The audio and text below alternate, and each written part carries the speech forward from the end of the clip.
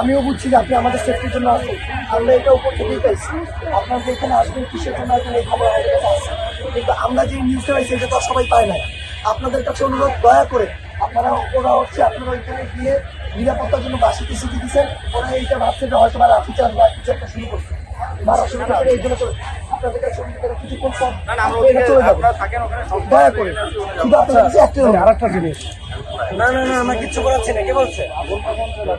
না না না না না আমি আগুন যেটা লাগাইছে ওরা মানে এখানে বলতে গেলে সবাই আমরা একসাথে নিভে ফেলছি ছিল। ওরা একটা ইউটের উপরে চলে গেছে, পরে আগুন লাগানোর পরে আমি নিজে, আমার তো একজন বন্ধু বান্ধব ছিল, বাইরের লোক ছিল, আমি বলি এখন এইটাকে আমরা কন্ট্রোল করতে পারি না। আমরা অনেক ট্রাই করছি, মাইক নিয়ে চিল্লাইছি আমরা যেটা আগুন লাগানো।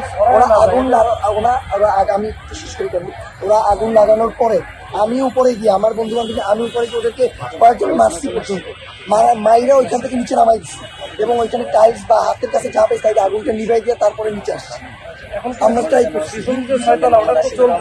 এখন সম্ভবত চলতেছে, আমি তো দেখতে পাই না। আমি সবাইকে নিয়ে যাচ্ছি।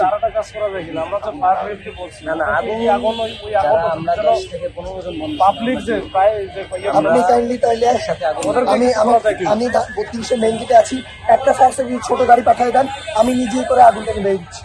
আপনাদের শুধু একটা লোক যাচ্ছে, আপনারা কোনো মানে লাঠি চার্জ এরকম কিছু জানেন না, আপনারা সেফটির জন্য আসেন, আপনার সেফটির জন্য আসেন। মানে ওরা যেন কেউ না, মানে ওরা যেন বুঝতে না পারে যে আপনারা হিংসাত্মক বা আক্রমণাত্মক, ওরা বুঝতে না পারে।